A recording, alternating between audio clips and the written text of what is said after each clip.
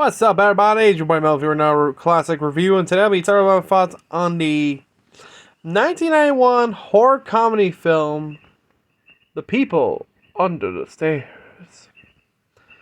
First released back in 1991, it was directed by the late great director Wes Craven, and starring Brandon Adams, Everett McGill, Wendy Robbie, and A.J. Langer, which the plot follows a young boy and two adult robbers who had become trapped in a house belonging to a strange couple after breaking in to steal their collection of rare coins. And before we begin, did you subscribe? Did you hit the bell? If so, tell me, when you were a kid, you always wondered there's a strange house with a strange family right there. And your parents warned you, don't cross over there. You may never be seen again. Well, guess what? It's gonna happen again! So hit the bell and have fun. Now back to our program. So, Crane has stated that People Under the Stairs was partially inspired by a news story from the late 70s in which two burglars broke into a LA household, inadvertently causing the police to discover two children who had been locked away by their parents. The film was a surprise commercial success and has been analyzed for its satirical depiction of gentrification, class warfare, and capitalism. As you know, it's both directed and written by Wes Craven. It was produced by Stuart M. Besser, Marianne Madalena, cinematography by Sandy Cecil, edited by James Collins. If I butchered that. And music by Don Peake and Graham Revels.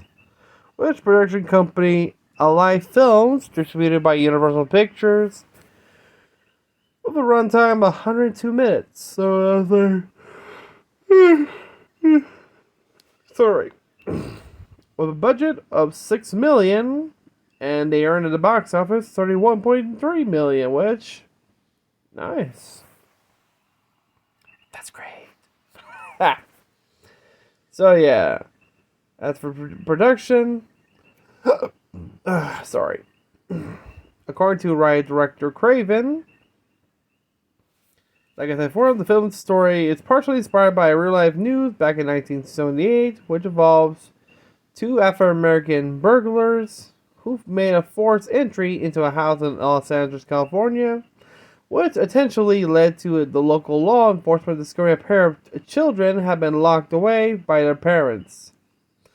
The film was made on a relatively low budget of $6 million without significant studio interference. The Thomas W. Field residence, located at 2215 S. Harbor Boulevard in LA, was used in the film as the house of the Robsons. Everett McGill and Wendy Robbie were cast as the Robsons after having starred together as a married couple, Big Ed and Nadine Hurley, in the television series Twin Peaks. With the cast, we have Brandon Adams as Poindexter Full Williams, Everett McGill as Man Daddy Eldon Robeson, aka Daddy, aka Crazy Brother. We have Wendy Robbie as Mommy, or Mrs. Robeson, aka Crazy Sister. We have A.J. Langer as Alice Robson, aka Adopted Stolen Child. We have Ving Rhames as Leroy! Bill Cobbs as Grandpa Booker, Kelly Jo Minter as Ruby Williams, Sean Wallen as Roach, and Jeremy Roberts as Spencer. And my thoughts on the film, I kind of like it. In the opening, you see the young boy, Fool, that's his name, his nickname, Fool, living in the ghetto part of LA. His family being evicted by the landlords, the Robesons, which of course they're extremely abusive to the so-called daughter, which until you found out that she's not actually their daughter, she's been kidnapped since she was born in the hospital. Like the rest of the children they have captured, stolen.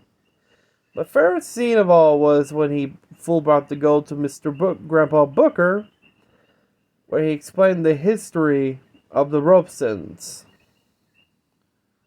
which I quote, when he learns that mom and dad are actually brother and sister, coming from a long line of disturbed inbred family members. They started as a family that ran a funeral home, selling cheap coffins for expensive prices, before entering the real estate business, leading them to become greedier and more unhinged. Literally, if you've seen Daddy, he looks like he's into kink. Literally, he's in full leather gear with a shotgun about to prepare for an apocalypse. Mommy, on the other hand, shit, she's batshit crazy. You know what she did to poor Alice? After full escape, she chucked her in a bathtub full of burning hot water while she's still in her dress, as a way of purifying. Yeah, that's how fucked up it is. And as for the kids that were hidden under the walls, those were the poor victims of those who broke the rules, like say no evil, see no evil, speak no evil, which is their most famous law. One of them,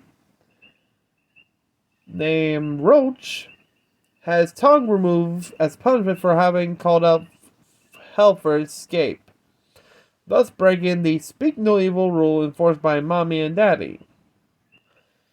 And also invades the Robesons by hiding in the wall.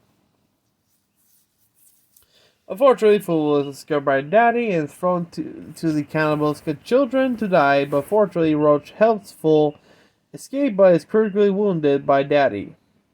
As he dies, he gives Fool a small bag of gold coins and a written letter plea to save Alice.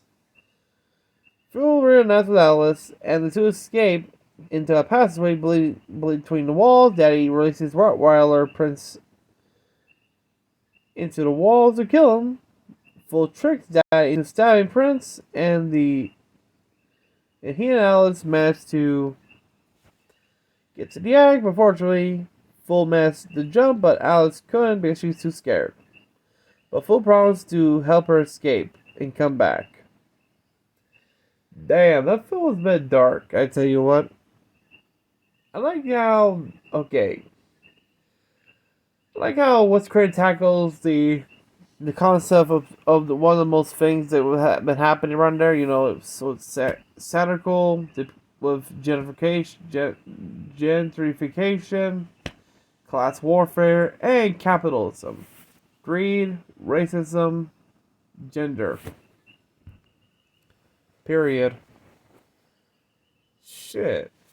I think the one scene that drove me crazy is Daddy in that BDMS outfit, killing two of Fool's friends right there, point blank range, and trying to help Alice, which she found out she was kidnapped when she was born. That's how dark it is, and not just her. The other children that were between the walls are actually stolen children that the mayor proudly... No, sorry, wrong topic. Where they pretend to be this,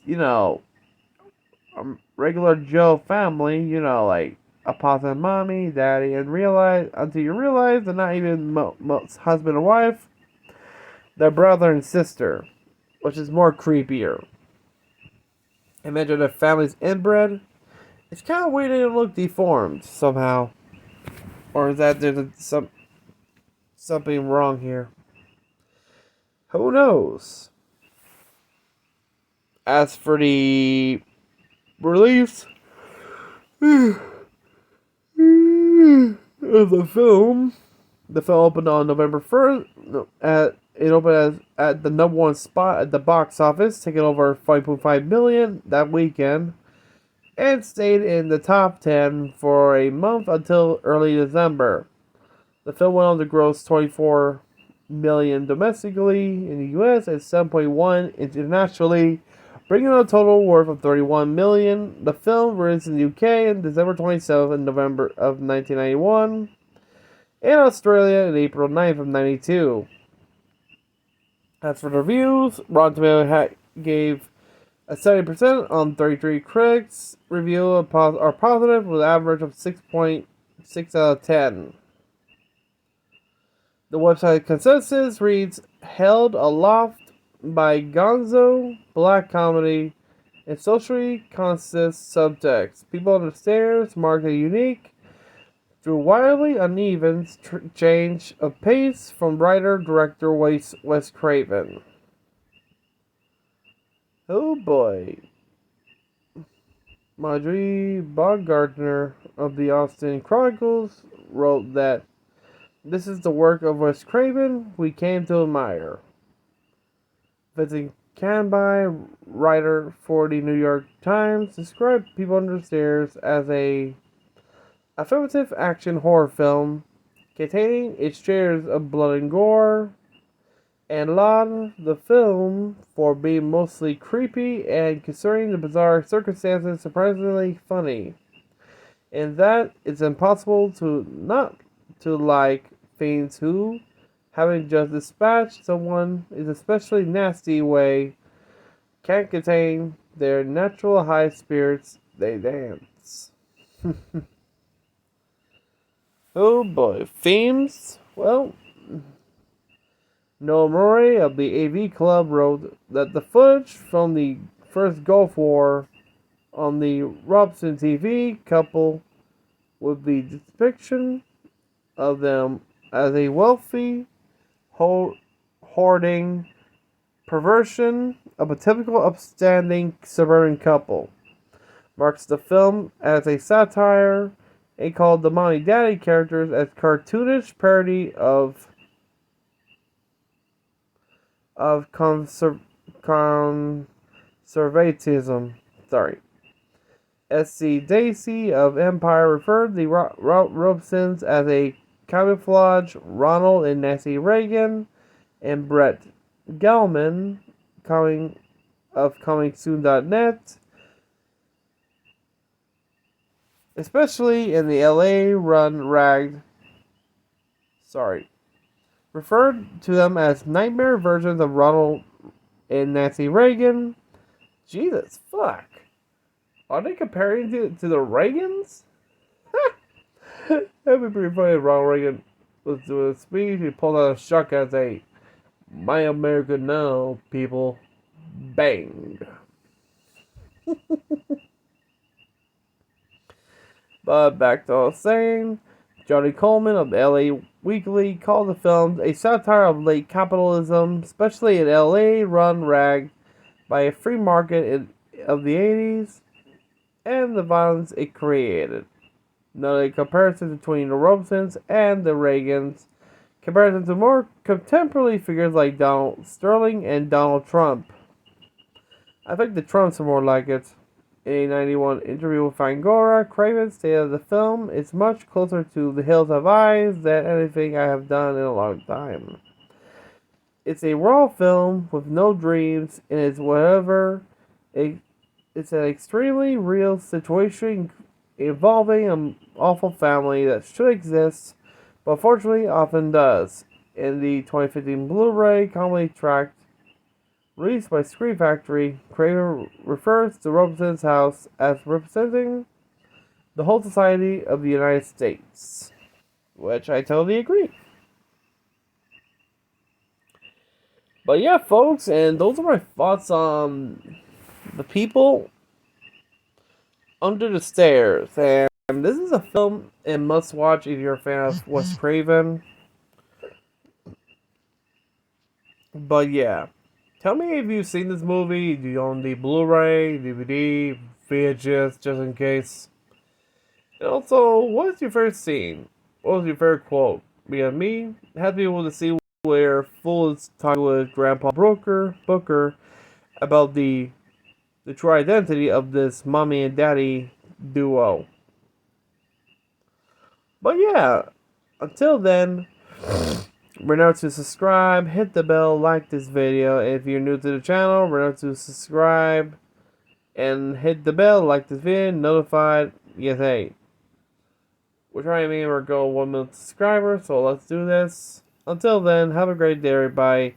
Peace out, stay safe, stay cool, and have a nice summer. Until then, ka-chow.